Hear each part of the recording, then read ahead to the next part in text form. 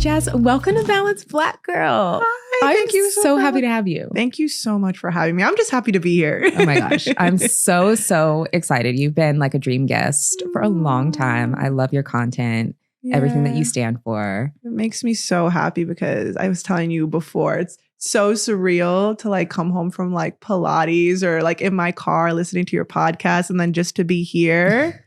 I feel like I'm like in a dream right now. I'm too excited. It's also so fun when you meet people that you like follow online. You're just, it's like, oh, I'm so used to like them living in my phone. And then when I meet you in person, it's like even better. It's cool because it's like we vibe. Like we're on the same wavelength. Right. Like I feel like I already know you. You already know me. We're just like in person now. Exactly. So what I love about your content is you just have such great practical tips to help the girls be their best selves and live their best lives in ways that work for them. You're not saying, hey, do what I do, or, you know, look like this or act like this. You're telling people, hey, get to know yourself, get to know the best version of you, and here's how you become her. So what sparked that journey for you? Oh my gosh, my life falling apart. Like, what else? So I think I say this sometimes throughout my content, really on my YouTube channel.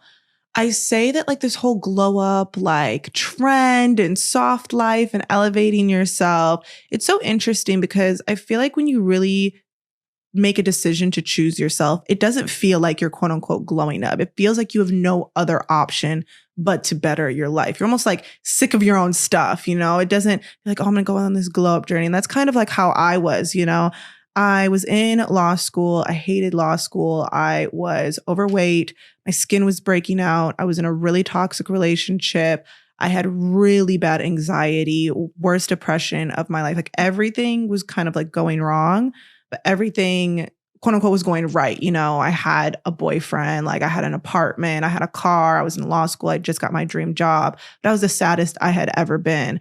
So to make a very long story short, I ended up leaving law school and it was the biggest relief. But once that like kind of relief kind of settled down, I was like, what am I going to do with my life? And I ended up going to business school, but there was a period between when I left law school and I like went to business school. And it was a lot of isolation. And I just felt like I'd been given the second chance by going to business school to like redo kind of like what felt right to me, but I was also alone. So I started like going on YouTube and like, you know, how to feel better, how to get back to me. I started journaling and then I started researching, you know, things to like put in my body, drink more water. Then I started doing yoga. Then I started doing Pilates and I started working out. And then I started going out a little bit more. Then I started researching femininity. And I guess through that process, I was glowing up. But in reality, I was just trying to get back to me. I was just trying to redefine that version of me.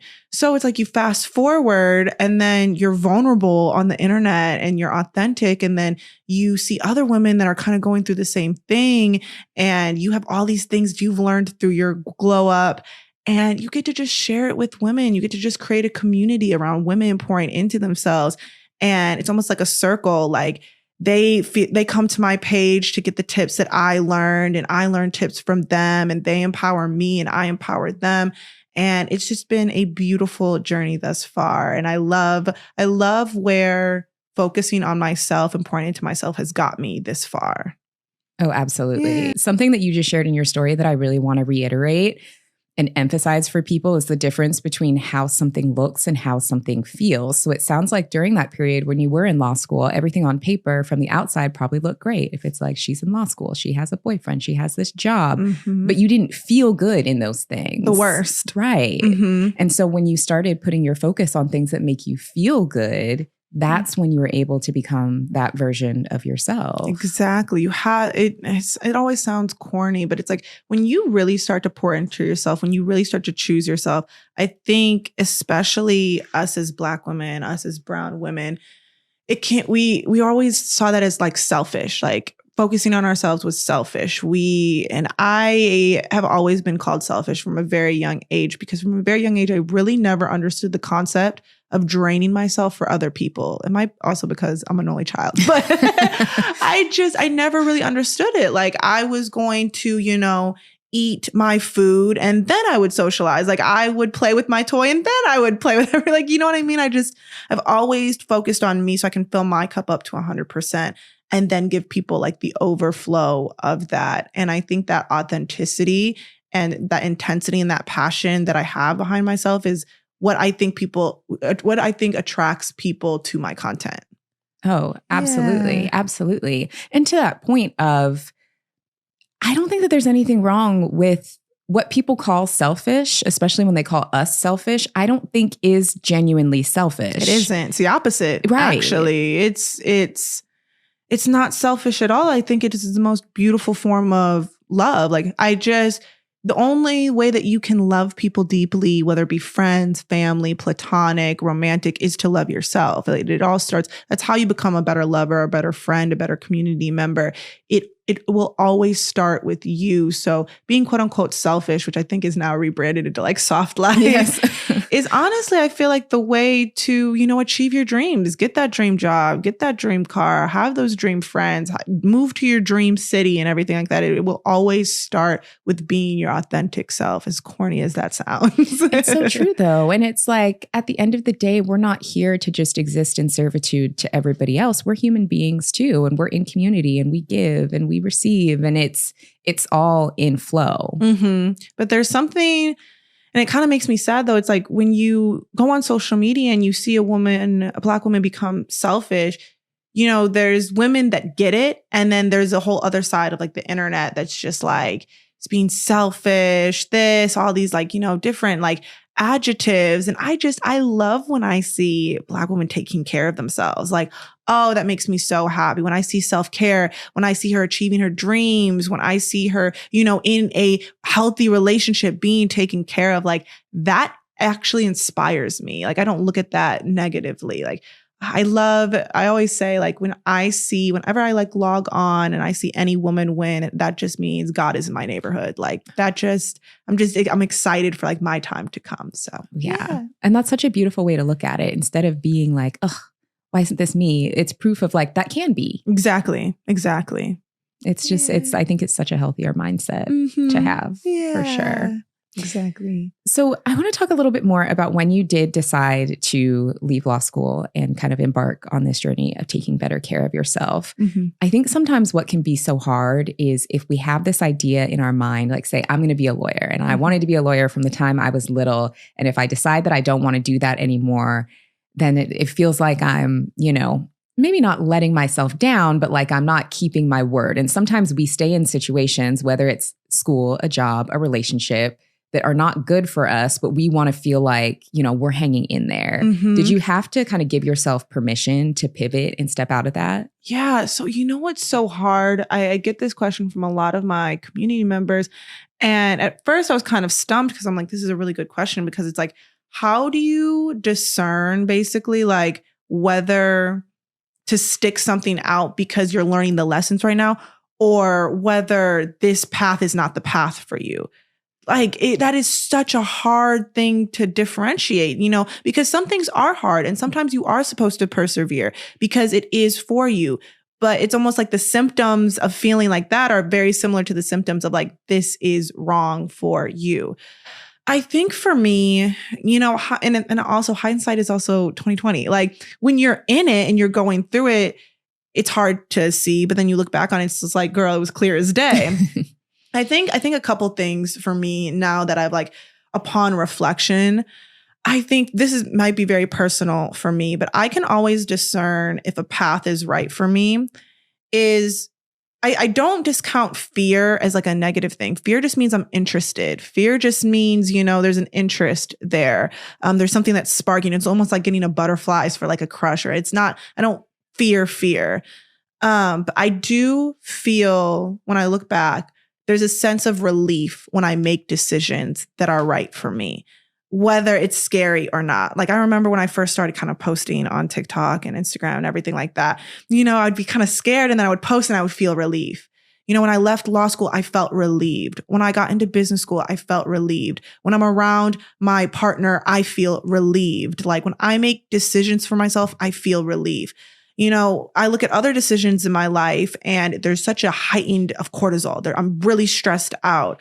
And then what people also don't understand is like, again, hindsight's 2020. I look back in law school and there were so many signs of how stress was manifesting itself physically that it's like, of course, this was the wrong path. Like, God is never going to make you suffer. You know what I mean? He's going to put you through trials and tribulations. But, you know, I was so stressed out, it was coming out in my skin. I was so stressed out that I was overeating and I was overweight. I was so stressed out that I physically couldn't make it through a day without having anxiety attacks and depression. That is not struggling through it. That's not the path for you, you know?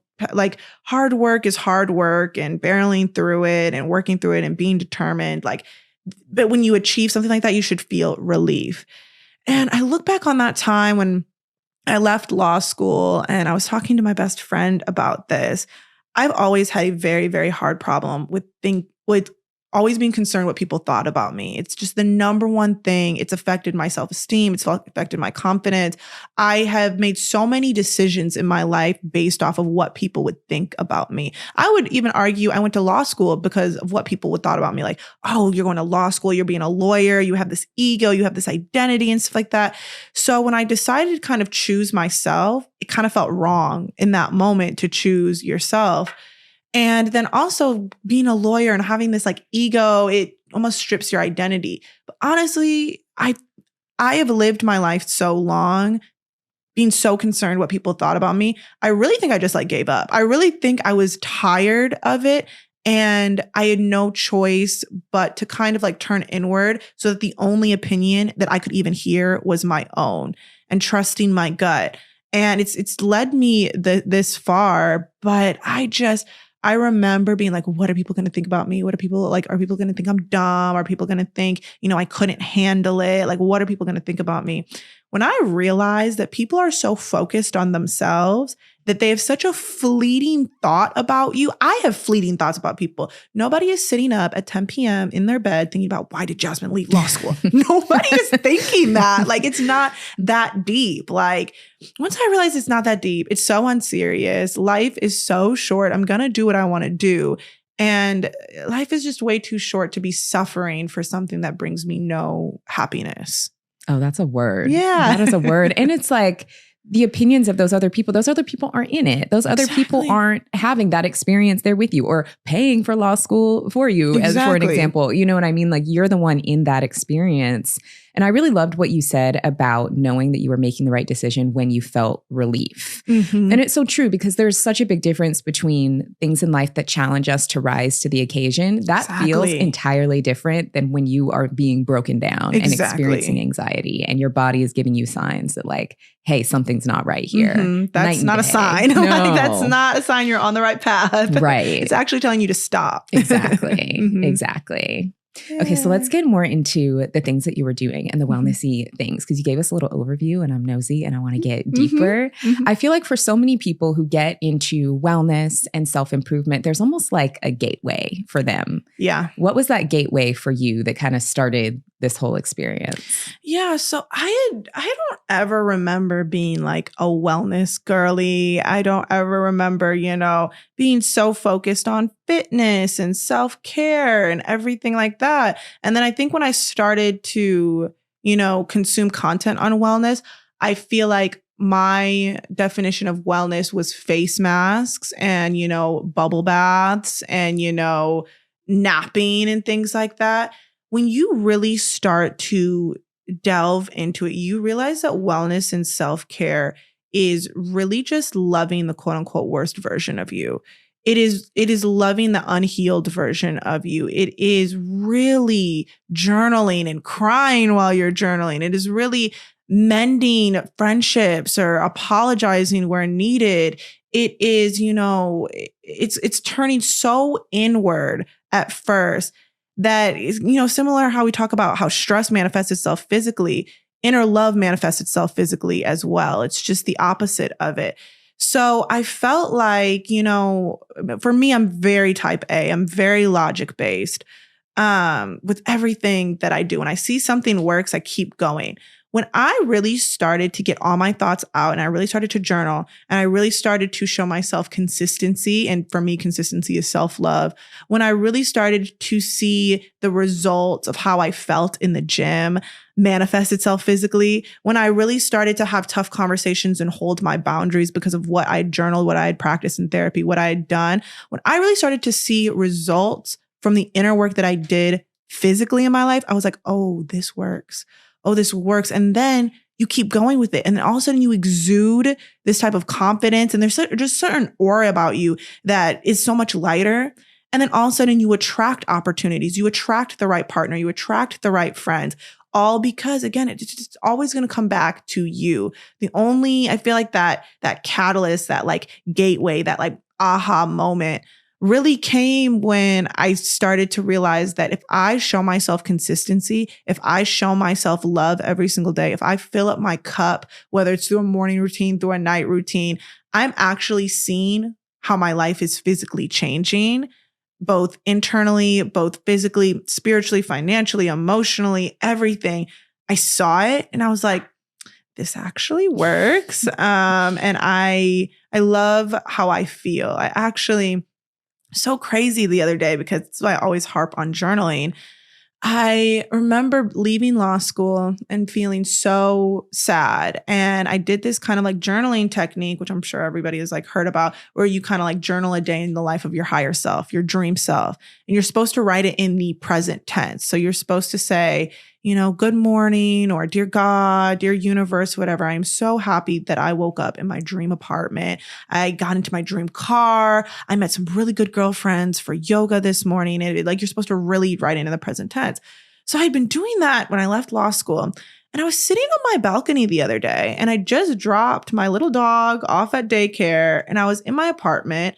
And I was about to buy my dream car and I was about to take a vacation with my best friend and my mom was good and I have a really good, healthy relationship. I just realized that the girl that I had been dreaming about, the girl that I'd been journaling about just happened. Like it didn't, honestly, in the grand scheme of things, it didn't really take that much time. Like it just took intentionality and consistency. It was such a full circle, like aha gateway moment where it's like, I always feel like you have a glow up journey, but like I glowed up. Like we did it. We did it, Joe. I think that's such a beautiful example because oftentimes people see those experiences as so outside of themselves, as things that other people have. But when you can start to visualize, no, these things are for me, and you start acting accordingly, that's when you do wake up and be like, wait a minute, I used to dream about days like this. And now it's my everyday. Yeah. And now it's normal. Now it's normal and it's expected. Like I always say, you should expect your blessings. Your blessings shouldn't be so far up in the clouds. Like I expect this to happen for me. Of course I expect it. Like I am beautiful. I'm intelligent. I'm strong. I pour into myself. Why wouldn't I was put on this earth for some reason? Like, why wouldn't I get everything that I set out to get? Oh, absolutely. Absolutely. What you were just saying reminds me of this TikTok video that I saw a couple days ago that's been like replaying in my head. And it's actually something similar that a podcast guest said on the show a year ago.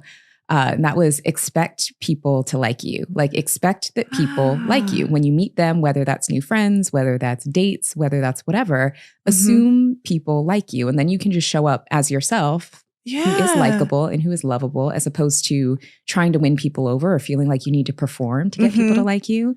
Like assume people like you. You know, I feel like you can also apply that to so many different things, because I feel like in whatever situation, like, it could be anything. It could be an interview for a job. It could be, a first date or whatever. I feel like our tendencies as human beings is to always like be on a negative default and kind of catch up to a neutral baseline. I think that's what you just said was so powerful, because we should start on a positive baseline. We should always go into like, I expect this interview to go well because it's me. Like I expect the interviewer to like me.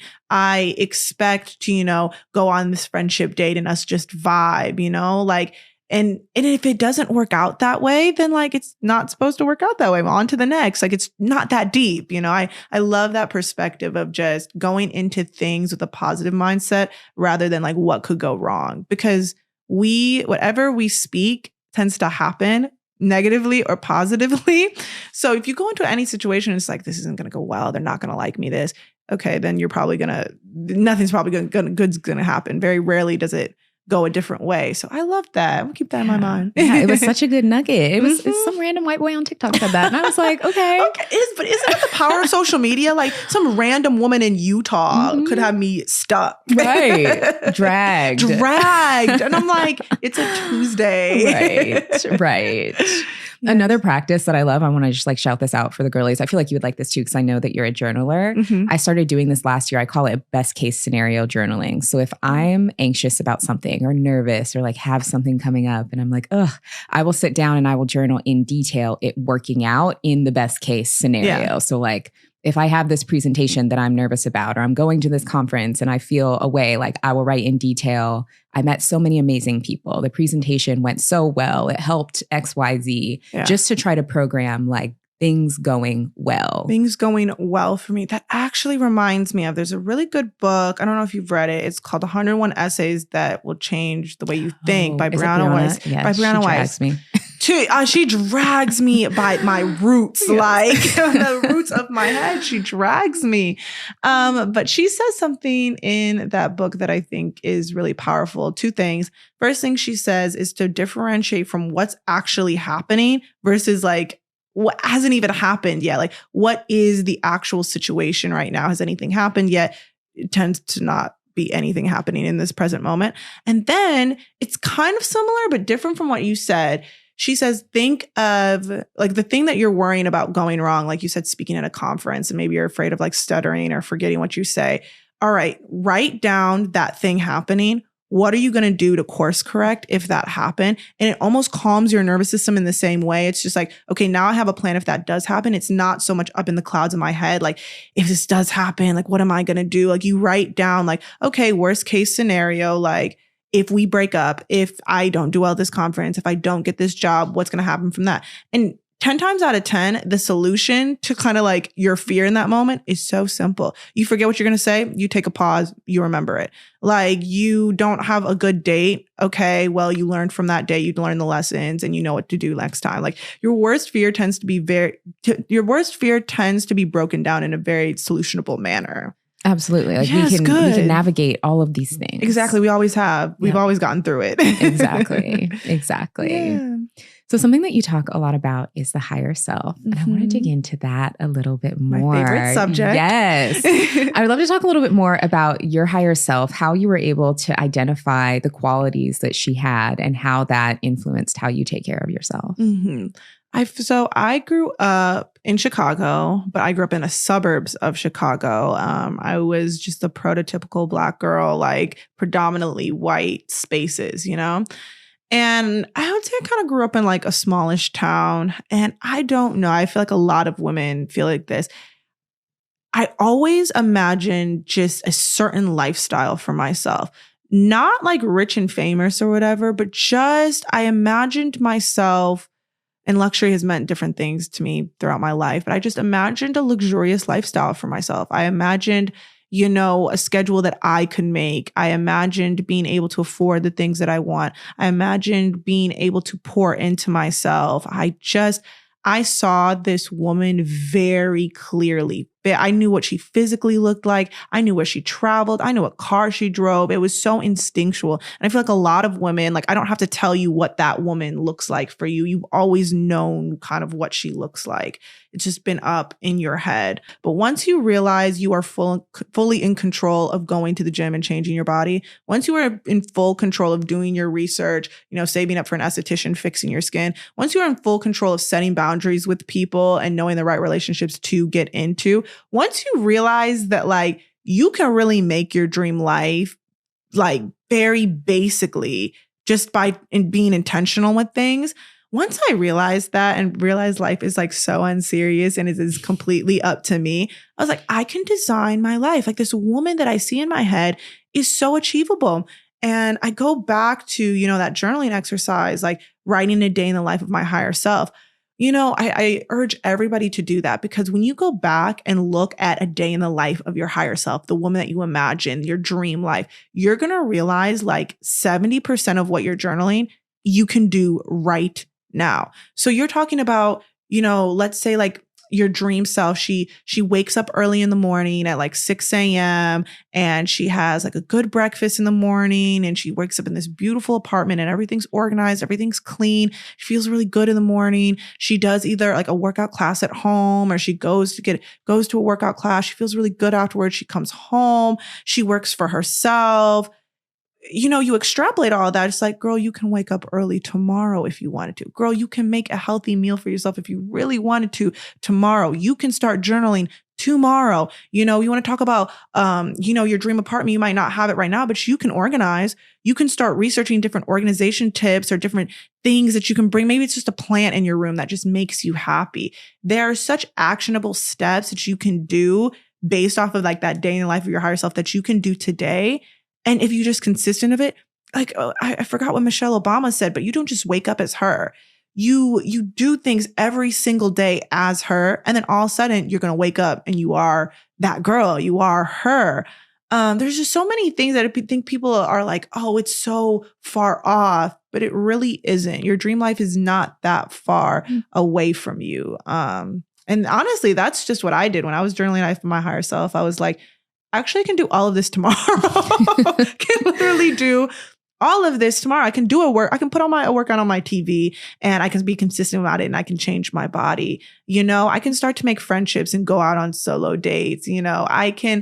Everything that I want is so within my grasp and it was a good realization that I can do anything that I want, That's such an empowering message. Mm-hmm. And there's so much power in change and being willing to do something just a little bit differently. Exactly. Whether that is, you could literally wake up 15 minutes earlier and journal, even if you're not ready to be a 5 a.m. girly, or if you're not ready to do a super long, intense workout, you can pull up a 10-minute stretch video on YouTube. But just that little bit of change creates so much inertia that gets people so far. Exactly. And it's way less overwhelming. People get so overwhelmed. I do this all the time in the gym. I do like 2 different tricks, like psychological tricks in my head, especially when I tend to talk myself out of waking up at 5 in the morning. I do this thing. It's really silly. It's called 3-2-1. And I do things. I don't even give myself a chance. When I open up my eyes in the morning, I go 3-2-1. I'm out of the bed. Like, I don't even give myself time to like talk myself out of it. When I don't want to go to a workout, 3-2-1, put on my gym stuff. Like, now it's already on. Now my shoes are already on. If I don't want to do cardio in the gym, 3-2-1, do 10 minutes. And then all the time when I tell myself that, like, this goes into the second thing, like kind of just doing something, I always set, and like my boyfriend and I go back and forth with this. He's like, you shouldn't have this mindset. But I'm like, it works for me. I set low expectations for the things. And because I'm such an overachiever and because I want this life for myself so badly, I tend to overachieve. So what I'll tell myself is like, Jasmine, you ain't got to do a lot. Do 10 minutes on the treadmill. I promise you I'll be on that treadmill for like 20 minutes. Like, I set my expectations so low that I feel even better when I overachieve it. Even if it's just 11 minutes on the treadmill, like I did that. Or like, you know what, Jasmine, just all you have to do is clean for 30 minutes. Just set a timer, clean 30 minutes. I promise you I'll deep clean. Like, I just need to get going. You know what I mean? I don't give myself that chance to talk myself out of it. I set my expectations low. Because I'm such an overachiever, because I want to prove to myself that I can do it, I always end up doing more and feeling good that I did more, when in actuality, that's just what I was supposed to do. I love that hack, though. Yeah. It's almost like you underpromise and overdeliver for yourself. Exactly. And that's honestly how you show yourself consistency. I tell myself all the time, I tell my audience, I have abandonment issues. I have, what people think about me issues, and if I have all these issues kind of externally, in reality, they're internally. So if I have abandonment issues, it's really important for me to show myself consistency, because that's what I fear, out in the world, people abandoning me, people not being consistent. I show myself consistency, even if it's just making my bed in the morning, even if it's just journaling in the morning, even if it is, I open up my eye at 5:30, at least I woke up. Like, at least I was one eye. At least I was up at 5:30. Yeah. I show myself, consistency and self-discipline. And I think self-discipline in essence is self-love. Oh, absolutely. And it goes to show that there are things in life that we can't control, especially in terms of other people. If other people show up for us, if other people do things, but making sure that we control how we respond to those things and at minimum show up for ourselves creates a level of stability that's needed. Exactly. For sure. Yeah. Okay. So I also want to talk about investing in ourselves, which is a topic that I'm getting more into. Okay. I got to say, I was a frugal girly for a long time out of survival. Just like wasn't taught a lot about money, had to teach myself. Me either. Became very frugal and very, pretty financially savvy, but through a lot of lack. And we're very similar in that aspect. And it's kind of frustrating, isn't it? It is. I mean, being an adult is more expensive than ever. Right at the time where we're really starting to get into adulthood. And I'm like, I didn't time this right. Not like I could control that, but who didn't time that right? Exactly.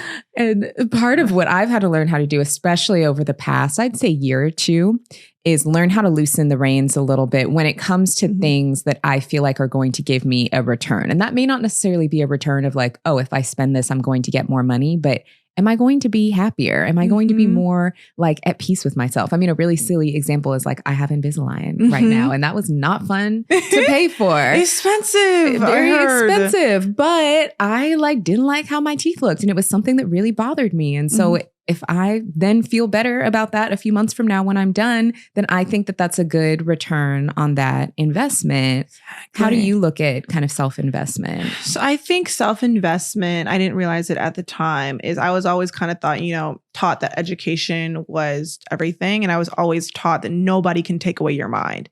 You might have to pay these student loans, but the knowledge and the things that you go through in college or, business school, law school, medical school, whatever, higher education that you decide to pursue, or even, if you go to like technical college, whatever education you get, beauty school, nobody can take that knowledge away. Once it's in your mind, once it's said, that is investing in yourself. And there's like a certain return on it, whatever. So I was always taught education in terms of investing in yourself.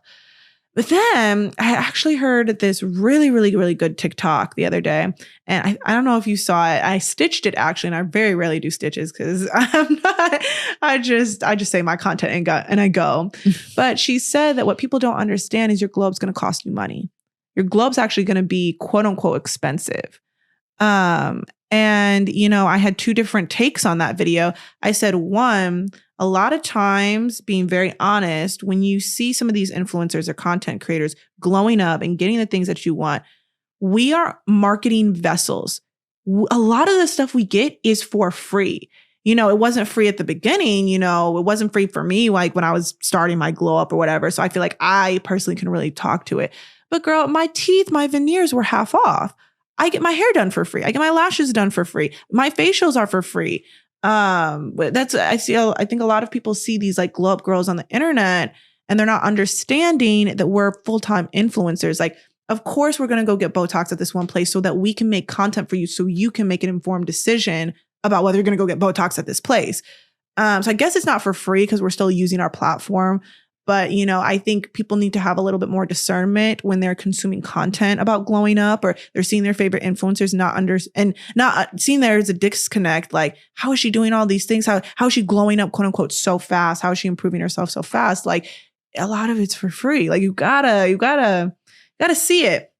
But then it's like I said, when I was really glowing up, I wasn't an influencer at the time. So I feel like I can like really personally, speak to that. Because investing in yourself is, again, like the best thing that you can do. I always tell people two things. One, what is the first thing you criticize about yourself in the morning? When you go into the mirror, is it your skin? Is it your teeth? Is it your eyebrows? Are you frustrated with your hair? Are you not liking the way your body looks? Whatever your first, don't even think about that question. Just one day, wake up, go into the mirror. What's the first thing you negatively talk about yourself? Mine was always my teeth.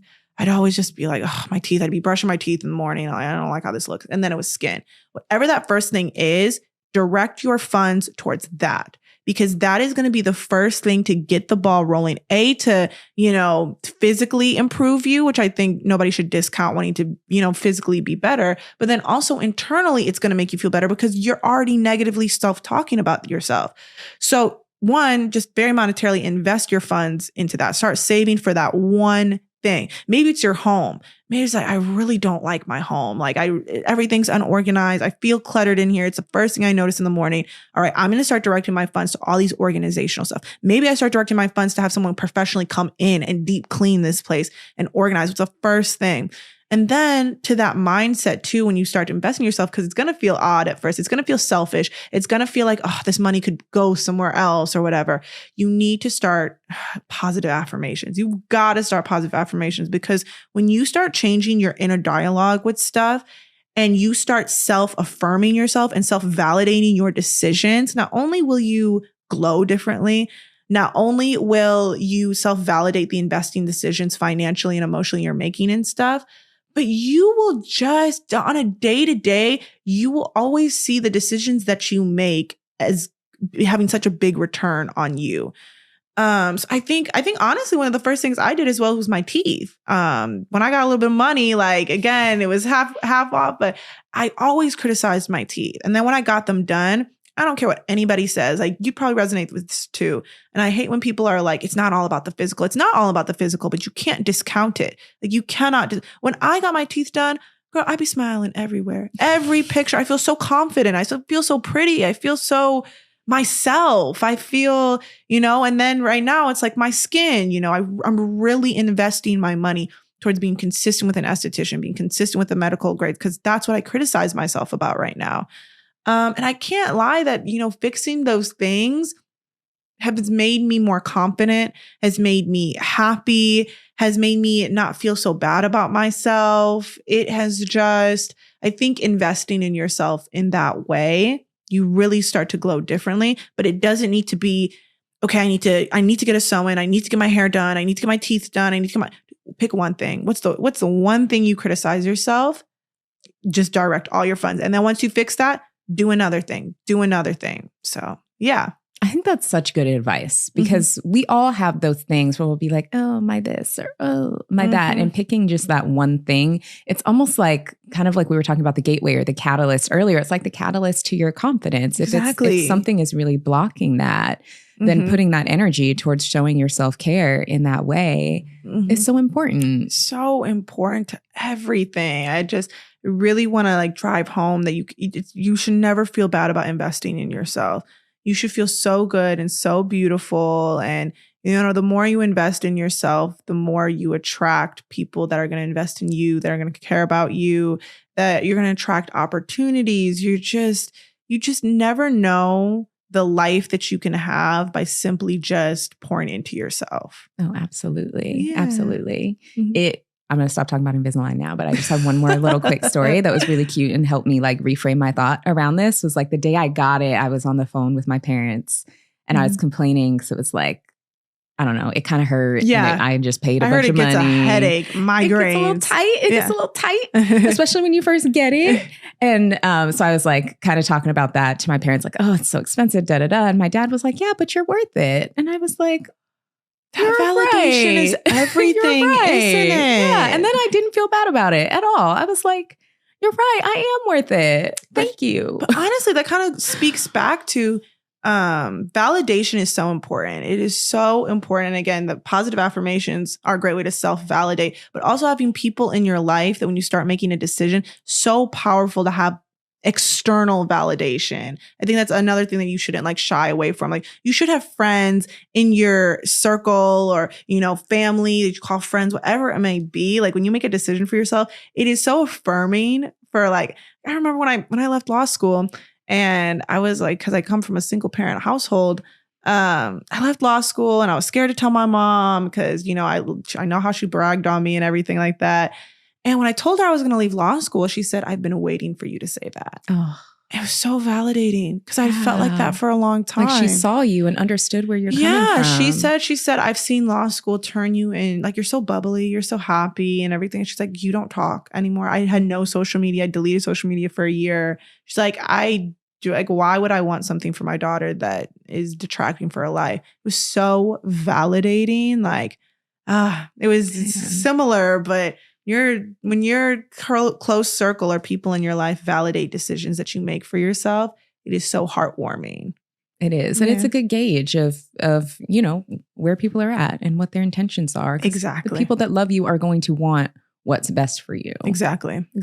Most definitely. Yeah. Okay. So let's say the girlies are maybe feeling a little bit stuck. Yeah. They're in a season where they're just like, I need to move forward. I want to get closer to my highest self. And I'm just feeling really stuck. Mm-hmm. What would you say are like 3 things they can Mm-hmm. do to get started? I would say the first thing is I always associate, there's mountains and valleys in my life. There's highs and there's lows in my life. And whenever I'm in a low point, whenever I'm stuck, whenever I am in just a valley in my life, I know 2 things for certain. One, it's my life. So I look back and I look at all the mountains that I've crossed to even get to this valley, all the great things, just very logically, all the great things. And then once I'm stuck in this valley, I also look at the mountain ahead of me. I know where I want to go, but I feel like low right now. But I know that whatever is happening right now, whatever being stuck is happening, I trust God's plan for me. And the first thing I would say for me is there's something in this season that I'm supposed to learn. And I feel like when you reframe your thought like that, like I'm not so much stuck, I'm being paused. And I'm being paused because I need to learn something, because whatever I need to learn right now is going to be something so important for my higher self. So when you reframe your thinking, like I'm not stuck, I'm just being made to listen right now. I should actually be thanking this time right now, because whatever I'm learning in this period is going to be so, so important. When I left law school and my life was falling apart and I couldn't care what people thought about me. Do you know how important that lesson is right now, doing social media and not caring what people think about me? Critical. I had to learn that lesson of things being taken away, my identity, my ego being taken away, so that now, when I have audience, when I'm getting paid for this, when I have different platforms, there is no ego, because I learned that lesson. It sucked when I was learning it, but now I look at it and I see hateful comments. I learned this lesson already, and I'm grateful for that lesson. So I think the first thing to kind of wrap that one up is reframing your thought of being stuck. The second thing that I would do is I would look towards, be very intentional, be very careful about this. I would look towards, I feel like mentors are kind of hard to find nowadays. I tend to kind of find my mentors on social media. I'd find 3 to 5 influencers. I'd steer away from celebrities. Maybe influencers, maybe people in the industry that you might think about going, and I'd find those people and I would study their story. I'd really study their story. I'd really study their perspective on things. And once you do that, and you're going to get inspiration from it in general, you're going to get motivation to keep going. But I always say, like, your life is like a movie, right? And when you look at anybody great, nobody just like woke up in the suburbs and had a great house and had a great dog in a 2-parent household and went to college with flying grades. No, the greatest people ever dropped out, lost all of their friends, were broke, were living in their car, whatever it might be. There was some catalyst in their life that got them to the point where they were able to share their story. So whatever you're feeling right now, you have to think in the grand scheme of things, like nobody great ever doesn't go through anything. Like whatever I'm learning right now, like I'm going to be great because I'm going through this right now. Even if I look at the people that I'm inspired by, they went through it. You look at Michelle Obama, you look at Oprah, you look at your mom, you look at anybody, everybody's gone through something that has changed them, whether it be them being stuck, whether them being in a valley. It's so important for where they're about to go. I'd say that's the second thing, is really understanding that nobody great doesn't ever go through anything. And then I think just very, very practically, whenever I am feeling stuck, I know I keep saying this, you got to get back to journaling. And I know it sounds so silly, like, sometimes they're like, what do I journal about? Like, I sit down, like, what am I journaling about? I'm going to start cussing everybody out on the page. Do it. Better than cussing them out loud. Do it. Literally, that's a form of journaling. That's a form of therapy. You know what I mean? But a couple of things are going to happen from journaling, and there's some great journals out there. There's a great Black woman-owned brand. It's called the Inside Then Out, that I would really, really recommend. And those are like journaling prompts rather than just like cold turkey journaling. But what you're going to find with journaling is you're really going to start, it's almost like writing a pen pal to not only your future self, but your past self. And you're getting to know these 3 different versions of yourself. And when you start unpacking why you act the way that you do, it starts to become less that I'm stuck and more that I'm coming together. You know, a lot of times, like when we feel numb, when we feel nothing, it's not that we feel numb, we feel everything at once. It's overwhelming. We feel stuck. When you start to journal and when you start to be prompted in certain directions, when you start to unveil why you act the way that you do, why you view the world that you do, you know, you see, you know, different childhood things that happen in your life influencing your adult life. You become, slowly but surely, you become less stuck. Things become more clear. You have more directionality based on the past and based off of where you're going to go in the future. So I'd highly recommend journaling. I know I'm going to say it 50 million times, but it truly changed my life and I wouldn't be harping on it if it didn't. Okay. Yeah. Those 3 pieces of advice were so good. They were good? We just have to reiterate. We do. We have to reiterate because they were so good. Okay, and again, good. It was about that inner, like that inner work, reframing your thoughts, finding people to look up to, and understanding that everybody goes through the hero's journey. Exactly. Understanding that both the high points and the low points are always temporary. So how do you stay as steady as you can throughout? And then how do you understand yourself? How do you understand what you're feeling and express yourself? Journaling is the best way to do that. It's because it's always working out for you. It's always working out for you. I say that to myself every single morning when I like affirm myself. It's literally always working out for me. I had somebody close, you know, kind of like go on this business school journey. And, you know, so many doors were kind of closing in their face. And me being already in my higher self, my mindset, I view that as like a thank you. I love when I'm being told no. I love when doors close because I'm not supposed to go there. There's something, doors will close in your face. And meanwhile, there was nothing behind that door. You get mad over a door that's nothing behind, you know? And I feel like now they're finally learning a lesson of like, I saw this TikTok the other day. Maybe you saw it. It's such a powerful feeling when you reach a point in your life where you understand why it had to happen that way. You're always going to get to that point. When you look back on it, it's like, oh, that's why it had to happen. That's why I felt stuck in that moment. That's why I was going through it. That's why we had to break up. That's why I didn't get that job. Like that, I look back on it now and I look at the community and I get paid for what I do and it's amazing. Like, girl, you needed to leave law school. What are you talking about? Like, I look at my boyfriend now and he's so amazing. He's so great. What are you talking about? You needed to leave your ex. Like it might have hurt in the moment, but I can't imagine things happening any differently. Absolutely. And almost having like that 30,000 foot view, because when you're in the middle of those feelings of things not working out, it feels like the end of the world. Exactly. But then when you're able to just take a step back and you're like, this is part of the story. This is not the whole story. Exactly. It never ends here. Just is such a helpful perspective. Yes. I love that. I love that. Yes. Yeah. So one last thing that I would love to kind of touch on with you, especially because it's like you do create content online, you have built this community, is how you take care of yourself being an online person, how you create boundaries, how you separate what's for sharing with your community versus what's for you and what you keep private. How has that evolved for you as your platform's grown? I have always felt like I have maintained very strict boundaries, although I don't feel like people think that I do. I was saying this on a YouTube video. I haven't posted it yet, but I know my purpose on the internet. I am personally not going to come on the internet crying on Beyonce's internet. I'm not going to do it. I'm not going to do it because to me, my community are like my friends, are like my sisters. You can't be crying and get on the internet and see me crying. We can't both be crying. I am here for a purpose. I'm here to motivate. I am here to inspire. I'm here to be a big sister, a little sister. I'm here to put you on. I want you to come to my space and I want you to feel like it's a safe space. I want you to get the tips. I want you to log off of my video and feel like, you know, I'm going to try that tomorrow. Or, you know, like I feel a little bit better, you know? And because I know my purpose on the internet, I put up very healthy boundaries about what I let people in. And I remember we were talking about this before. I'm private, but I'm not secretive.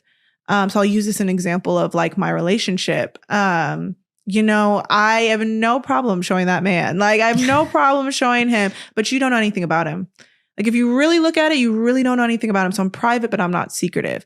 You know, I will vlog my day and I'll show different stuff, but am I vlogging 24/7? Am I vlogging when I'm crying throughout the day? No, you know, because that's not what you came here to get.